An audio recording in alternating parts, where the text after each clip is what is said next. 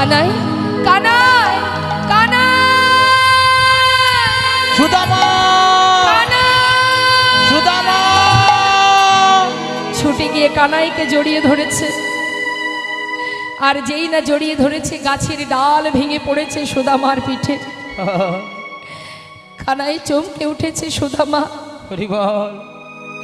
সুদামা সুদামা এই যে গাছের ডালটি ভেঙে পড়লো, এই ডালটি তো তোর কাঁধে পড়েছে ভাই, তোর ব্যথা লাগেনি তো? সুদামা বলছে কানাই আমার চিন্তা করতে হবে না, তোর কিছু হয়নি তো, তোর কোনো কষ্ট হয়নি তো। কানাই ভক্তের ভক্তি দেখে মনে মনে ভাবছে সুদামা তুই আমাকে এত ভালোবাসিস, নিজের অঙ্গের আঘাত নিজের যন্ত্রণা সে কথা ভুলে গিয়ে তুই আমার চিন্তা করছিস।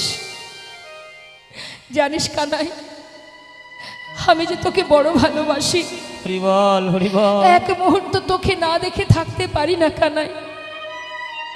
জানি না আমি তোকে কেন এত ভালোবাসি। কানাই তুই ঠিক আছিস তো? হ্যাঁ। দুই বন্ধু ওই ঝড় বৃষ্টির মধ্যে দিয়ে একটা গাছের ডালে উঠে বসে আছে। আসার সময় গুরুমা আবার একটু ছোলা দিয়েছিল, ভিজে ছোলা, বলেছিল যখন খাবি দুইজনে ভাগ করে খাবি। সুদামার আঁচলে বেঁধে দিয়েছে মা।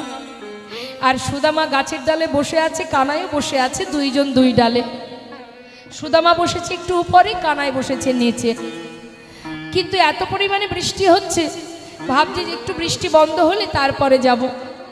তাই দুইজনে গাছের ডালে বসে থাকতে থাকতে হঠাৎ খিদে পেয়েছে বলে যেই না ছোলাটা খাবে বলে সেই আঁচলের গিঁটটা খুলেছে, খুলে মুখে দিতে যাবে, হঠাৎ মনে পড়ে গেল মা যে গুরুমা যে বলেছিল কানাইকে দিয়ে খেতে, কি করা যায়? একটা একটা করে মুখে দিচ্ছে আর ভাবছে কানাই তো নিচের ডালে, নিচে নেমে কানাইকে দেব। এখন তো একটু খাই, একটা দুটো খাচ্ছে আর দুটো একটা করে নিচে পড়ে যাচ্ছে।